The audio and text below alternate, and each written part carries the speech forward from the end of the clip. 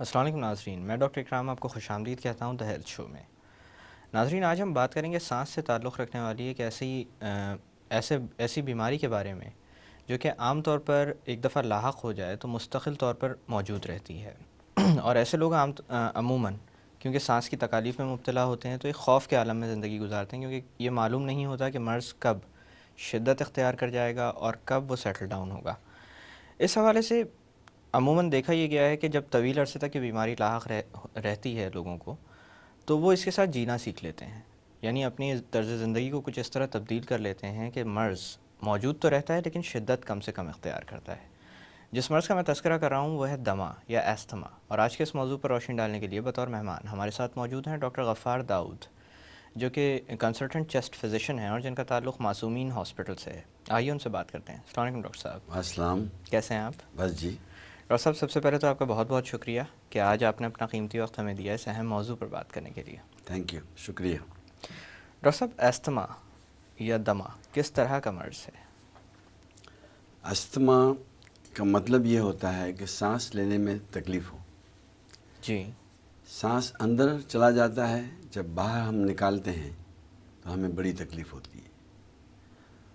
یعنی سانس نکلنے میں پھنس رہا ہوتا ہے۔ جی، نکالنے میں بہت تکلیف ہوتی ہے، کیونکہ سانس کی نلیاں جو ہیں وہ تنگ ہو جاتی ہیں، تو سانس اندر تو چلا جاتا ہے، جی۔ باہر نہیں نکل سکتا۔ جب ہم باہر نکالتے ہیں تو ہم کرتے ہیں۔ جی۔ یہ جو ہاف ہے، یہ ایک زمانے میں استھما کا نام ہوتا تھا، اچھا۔ جو گریک میڈیسن میں لکھا گیا ہے۔ جی۔ تو ہانفنا، جس کو ہم ہانفنا کہتے ہیں، جی۔ That is asthma. اچھا ڈاکٹر صاحب، آپ نے گریک میڈیسن کا تذکرہ کیا، اس حوالے سے میں آپ سے پوچھنا چاہوں گا کہ کتنا پرانا مرض ہے یا اس کی تاریخ کتنی پرانی ہے؟ استھما کی تاریخ آپ 5000 سال پرانی دیکھ سکتے ہیں۔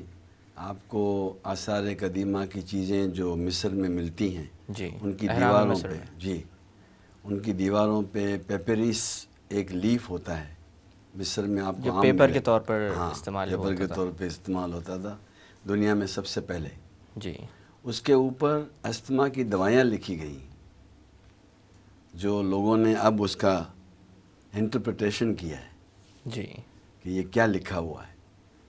تو ان دواؤں کے اندر چند ہربز ہوتے تھے جو جو اس پتوں زمانے میں ملتے استعمال تھے۔ کیا۔ جی۔ ان پتوں کو ایک پتھر کے اوپر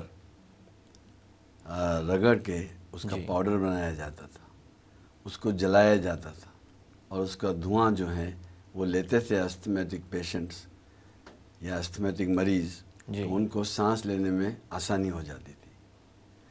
تو سانس جو ہے، دمہ جو ہے، یہ اس کنڈیشن کو کہتے ہیں جس کے اندر سانس لینا اور باہر نکالنا دونوں دشوار ہو جاتا ہے۔ لینا اتنا دشوار نہیں ہوتا جتنا باہر نکالنا ہوتا ہے۔ جی۔ اچھا ڈاکٹر صاحب، عموماً یہ مرض عمر کے کس حصے میں سامنے آ جاتا ہے؟ کیونکہ بہت سارے لوگ ایسے ہوتے ہیں کہ ان کو پہلے استھما نہیں تھا لیکن بعد میں ہو جاتا ہے، اس حوالے سے پوچھ رہا ہوں۔ ہاں، یہ مرض جو ہے یہ خاندانوں میں چلتا ہے۔ جی۔ اگر ایک خاندان کے 4 بچے ہیں اور ان کے ماں باپ کو یا ان کے آنٹیز یا انکلز کو یا ان کے دادا یا نانا کو جی۔ یہ بیماری تھی، تو یہ بیماری آپ کے خاندان میں چلتی آئے گی۔ اور 4 بچے اگر خاندان میں ہیں، استھمیٹک خاندان میں، جی۔ ان 4 بچوں میں سے ایک کو سانس ہوگا، ایک بچے کو جلد کا ایگزیما ہوگا جو الرجی کہتے ہیں، ایک بچے کو صرف نزلہ زکام ہوگا، اور ایک بچے کو کسی کھانے سے الرجی ہوگی۔ اچھا، یعنی الرجی مختلف فارمز میں موجود ہوتی that's right.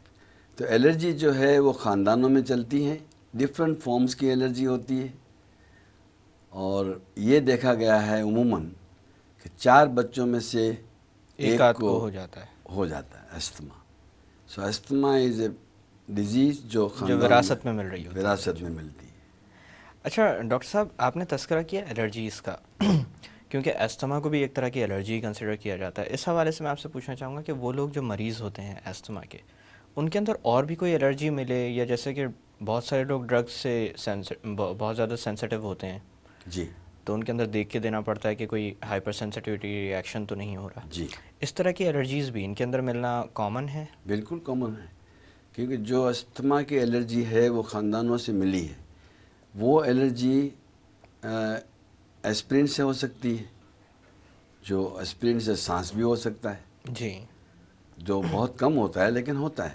Aspirin is a drug. جو ڈرگ آپ کو الرجی دے گا وہ ڈرگ سانس کے فارم میں الرجی دے سکتا ہے. یعنی جی کوئی بھی آپ ڈرگ لے لیں، آپ الرجک ہیں تو وہ آپ کو سانس دے سکتا ہے. جیسے ایسپرین ہے، پونسٹان ہے. چند مرض ایسے ہوتے ہیں جن کے اندر چند ڈرگز دیے ہی نہیں جاتے. بالکل. جیسے آپ ایز اے ڈاکٹر پہچان جائیں گے کہ G6PD ڈیفیشنسی ہوتی ہے جی ریڈ سیلز میں، تو ان لوگوں میں چند ڈرگز دیے ہی نہیں جاتے کیونکہ دے آر الرجک. تو میڈیسن سے انسان ڈیفینیٹلی الرجک ہوتا ہے، لیکن وہی لوگ الرجی ہوتے ہیں جو گروپ میں آتے ہیں. جی اس گروپ کے مخصوص لوگ ہوتے ہیں. یعنی ان کو ان خاص چیزوں سے الرجی ہوتی ہے. That's right. ہاں. اچھا ڈاکٹر صاحب، کس طرح کی علامات کے ساتھ عموماً استھما سامنے آ سکتا ہے؟ استھما مینلی ایج کے اوپر ڈیپینڈ کرتا ہے. اگر بچہ 1 سال کا ہے، 6 مہینے کا ہے، 3 سال کا ہے، ان بچوں کو یوزولی کھانسی اور گلے میں زیادہ تھوک کا جمع ہونا جی پریزنٹیشن ہوتا ہے. جیسے ہی بچے کو نزلہ شروع ہو گیا، کھانسی شروع ہو گئی، یا بار بار نزلہ ہوتا ہوا یا کھانسی That's جن right, بچوں کو ہاں. ہوتی رہتی ہے. یا پھر منہ کے اندر فروتھ بننے لگے. جی تو جب استھما کے علاج نہیں ہوتے تھے تو ان کو ہم کروپ کہتے تھے. اس کھانسی کو کروپ CROUPE انگریزی میں. جی اس کروپ کی وجہ سے ہم یہ کہہ سکتے تھے اس زمانے میں کہ اس بچے کو سانس ہے. جی اس کے بعد جب بچہ بڑا ہو جاتا ہے تو کروپ کی جگہ پہ کھانسی ان دا فارم آف کھانسی آ جاتی ہے، جی اور اس کے ساتھ بلغم کی آواز آتی ہے. بچہ بلغم نکال نہیں سکتا ہے لیکن آواز پروڈیوس کر سکتا ہے. جی اور اس کے بعد پھر سینے میں پسلیاں چلنے لگتی ہیں. تو جی یہ پریزنٹیشن بچوں کے اندر ہوتا ہے. اور اسی طرح سے اگر بڑوں کی بات کی جائے تو اگر بڑوں کا پریزنٹیشن ہے، usually it starts in the middle of the night. پچھلے یعنی رات کے پہر، وقت. ہاں، یہ جی سانس شروع ہوتا ہے. اس کی وجوہات میں آپ کو آگے جا کے بتاؤں گا جی کہ کیا کیا چیزیں ہیں جو رات کو 2 بجے کے بعد آپ کو سانس دے سکتا ہے. اچھا اسی اور جب انسان اولڈ ایج میں جاتا ہے، جی then that asthma that starts is a complicated start.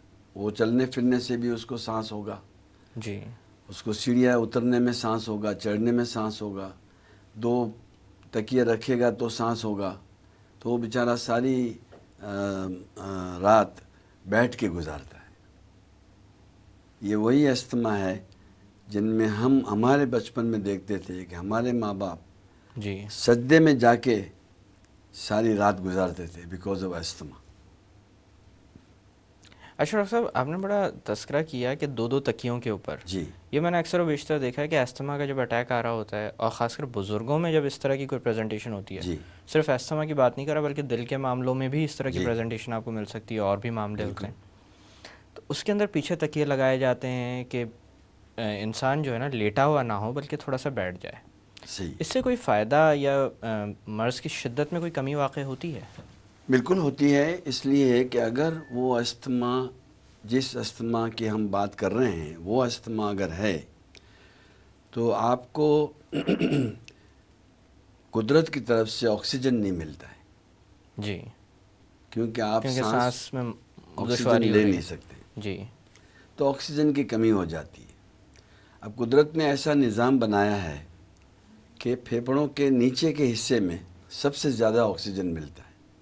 جی اوپر کا حصہ قدرت نے ریزرو میں رکھا ہے جی کہ اگر نیچے سے آکسیجن نہ ملے تو اوپر پھر کا اوپر حصہ کے. پھیپھڑے کا آپ کو آکسیجن دے دے گا.